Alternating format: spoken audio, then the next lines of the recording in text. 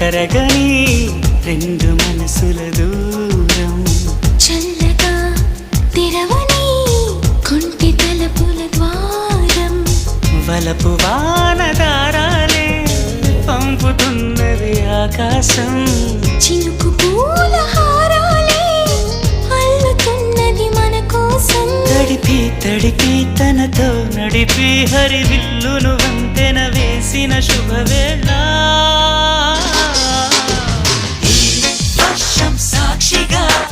తెలపని నువ్వు నాకే సొంతం ఈ వర్షం సాక్షి